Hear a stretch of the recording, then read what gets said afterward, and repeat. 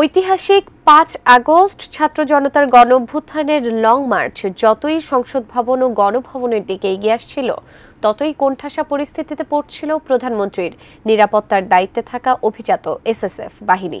নিজেদের প্রাণ রক্ষার তাগিদে মাত্র ৫ মিনিটে গণভবন অরক্ষিত ও সরঞ্জাম ফেলে রেখেই সাধারণ মানুষের সাথে মিশে স্থান ত্যাগ করে এসএসএফ। সরকার পতনের শেষ সময়টা এমনই বর্ণনা পাওয়া গেল এসএসএফ এর প্রতিবেদনে। আরো জানাচ্ছেন ইমতিয়াজ আলম।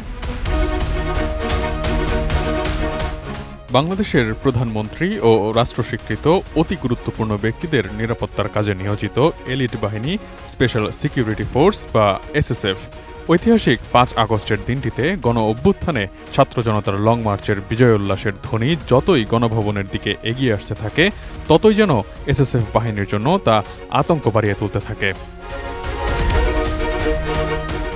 সেদিন বিকেলে হাজার হাজার মানুষ প্রধানমন্ত্রীর বাসভবন গণভবনে ঢুকে পড়ে। তখন প্রাণ রক্ষার জন্য পালাতে মাত্র ৫ মিনিট সময় ছিল এসএসএফ এজেন্টদের হাতে।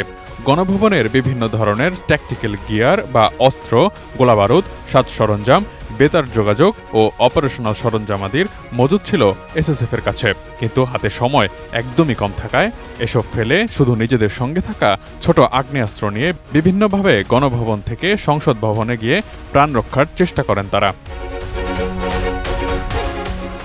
জনতা যখন সংসদ ভবনেও ঢুকে পড়ে তখন এসএসএফ সদস্যরা দ্রুত নিজেদের অস্ত্র ও পোশাক খুলে সংসদ ভবনের ভল্টে রেখে সাধারণ পোশাকে আন্দোলনকারীদের সঙ্গে মিশে গিয়ে প্রাণ রক্ষা করেন।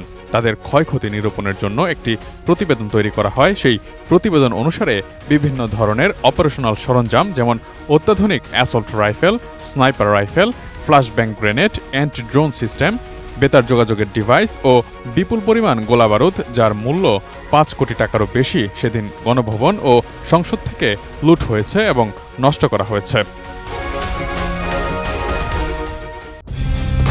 কালার এক্সপার্ট, জর্জ স্যাপ এবং মাইল্ড অন হ্যান্ডস টেকনোলজি সমৃদ্ধ অরিক্স ক্রিস্টাল ওয়াশ আপনার লন্ড্রি এক্সপার্ট। সংস্থাটির ৩টি তদন্ত পর্ষদের রিপোর্ট মতে ৫ আগস্টের ঘটনায় এসএসএফ এর বিভিন্ন অস্ত্র ও দ্রব্য লুট ও ক্ষয়ক্ষতির আর্থিক পরিমাণ ৫ কোটি ২৮ লাখ টাকা। এর মধ্যে অস্ত্র ও ম্যাগাজিনের ক্ষতি ১১,৬২,০০০ টাকা, গোলাবারুদ ও গ্রেনেড খোয়া যাওয়ায় ক্ষতি হয়েছে ১১,৪৪,০০০ টাকা, যোগাযোগ ও অপারেশনাল সরঞ্জামাদির বাবদ ক্ষতি প্রায় ২ কোটি ৬৩ লাখ টাকা, আইটি ও গোয়েন্দা সরঞ্জামাদি বাবদ ক্ষতি প্রায় ১ কোটি ৫৫ লাখ টাকা, যানবাহনে ক্ষতি প্রায় ১৪ লাখ টাকা এবং অন্যান্য দ্রব্যাদিতে ক্ষতি হয়েছে প্রায় ৭৪ লাখ টাকার।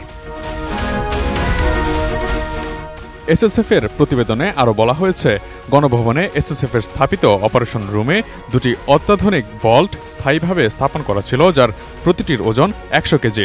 একটি ভল্টে দুটি এসএমজি T56 রাইফেল ছিল এবং অপর ভল্টে ৯,৪৯৮ রাউন্ড তাজা গুলি ছিল।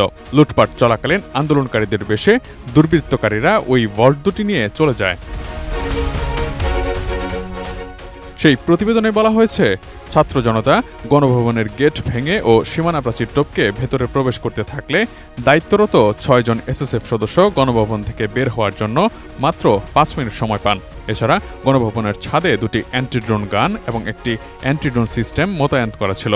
অভ্যুত্থানকারীরা গণভবনে ঢুকে পড়লে সময় স্বল্পতার কারণে এসএসএফ সদস্যরা সেগুলো খুলে সরাতে পারেননি, যা দুষ্কৃতিকারীরা নিয়ে গেছে বলে প্রতিবেদনে উল্লেখ করা হয়েছে। Imtiaz Alam, desk report, ATN news.